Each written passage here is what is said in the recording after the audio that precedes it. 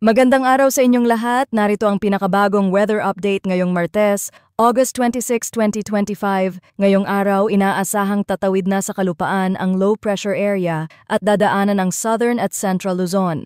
Kasabay nito ay ang mas malakas na epekto ng southwest monsoon na magdadala ng malalakas na ulan sa iba't ibang rehiyon ng bansa.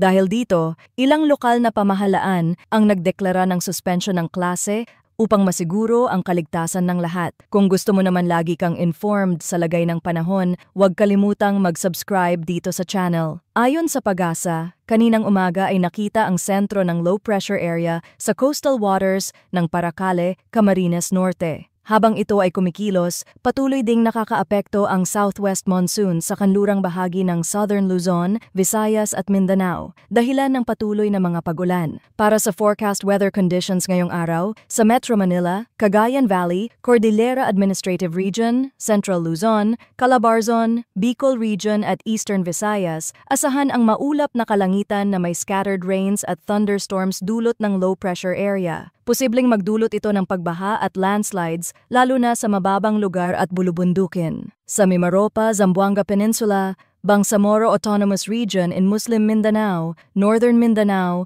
Caraga at natitirang bahagi ng Visayas, maulap din ang kalangitan na may scattered rains at thunderstorms dulot ng southwest monsoon. Mataas din ang posibilidad ng flash floods at landslides lalo na kung magpapatuloy ang malalakas na buhos ng ulan. Samantala, sa natitirang bahagi ng bansa, magiging partly cloudy to cloudy skies na may mga isolated rain showers or thunderstorms dulot ng localized thunderstorms. Kahit panandalian, maaari pa rin itong magdulot ng pagbaha or landslide. Pagdating sa kondisyon ng hangin at karagatan, sa northern at central Luzon, moderate ang hangin mula east hanggang northeast na may taas ng alon na 1.2 hanggang 1.8 meters. Sa natitirang bahagi ng Luzon, moderate ang hangin mula northwest hanggang west na may parehong taas ng alon. Sa Visayas at Mindanao, light to moderate ang hangin mula southwest hanggang west na may taas ng alon na 0.6 hanggang 1.8 meters. Narito naman ang heavy rainfall outlook na inilabas ng Pag-asa. Ngayong araw, inaasahan ang 50 hanggang 100 millimeters ng ulan sa Isabela, Aurora, Bulacan, Quezon, Laguna, Rizal,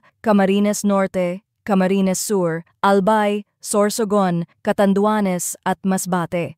Ganito rin sa Palawan, Occidental Mindoro at Antique.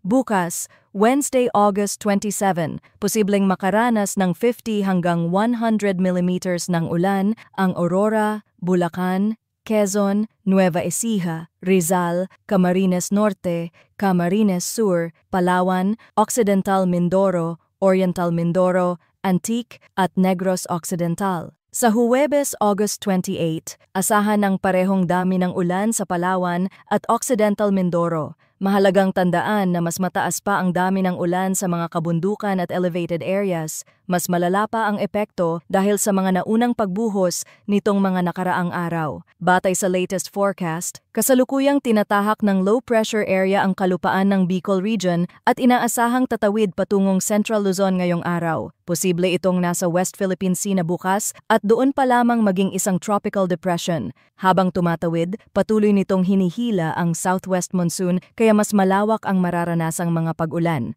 Kaya't mahalaga ang patuloy na pagbabantay sa galaw ng low pressure na ito. Manatiling nakatutok sa mga update at huwag kalimutan na ang pagiging alerto at handa ang susi para manatiling ligtas. Maraming salamat sa inyong walang sawang pagtutok at palaging mag-ingat.